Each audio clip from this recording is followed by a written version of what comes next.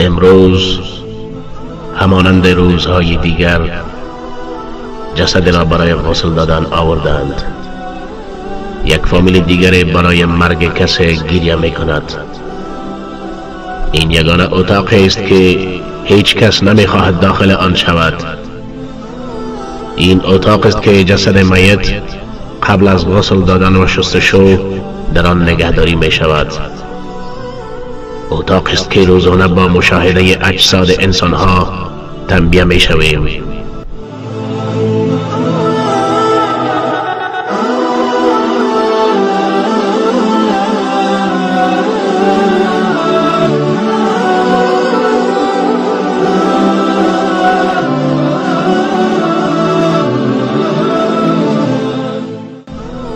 در شروع امروز مانند روزهای دیگر روز معمولی و روز کار ما بود، اما وقت تابوت را باز کردیم بوی بد و متعفن از تابوت به مشام ما رسید. این تعفن آنقدر تند و زننده بود که دوستانم تحمل مقاومت و ایستادگی را نداشتند و از اتاق خارج شدند. و دوستانم گفتم تا جسد را از تابوت بیرون کنند و من وسایل غسل شستشو را فراهم می کنم. من در حالی که مصروف تهیه لوازم بودم دوستانم ما را متحیر ساختند. آنها نمی توانستند جسد را بیرون آورند.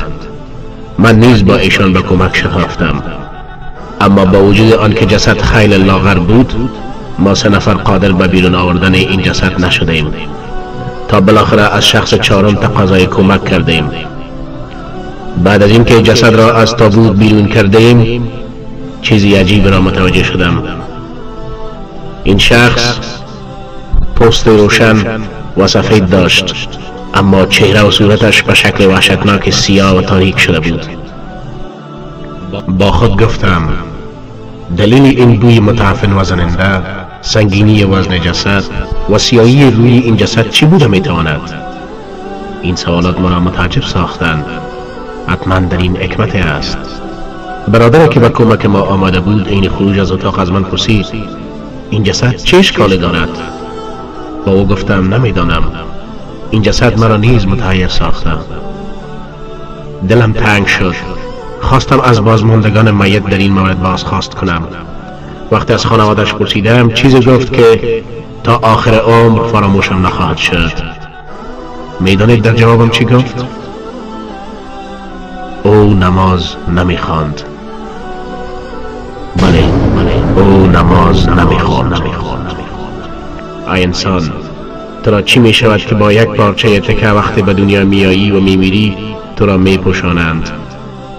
تنها لاخت و برهنه به دنیا میایی و با هیچ تنها و برهنه از این دنیا میروی. کجاست آن زندگی؟ کجاست آن دوستان و رفیقانت؟ کجاست پول و ثروت و جاه و جلالت؟ کجاست آن روزگار آغشته به دنیا و کار بار که به خاطرش نماز را که حق خداوند است رها کردی؟ همه رفتند و تنهایت گذاشتند. چنین میپنداشتی که هنوز خیلی جوانی که بمیری، اما فراموش کردی که مرگ پیر و جوان، زن و مرد، طفل و خردسال را نمیشناسد. بله فراموش کردی.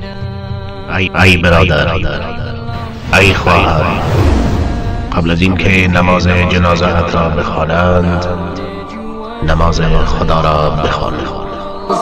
Did you submit with your heart and your soul? How did you answer the one who was sent as a mercy to you?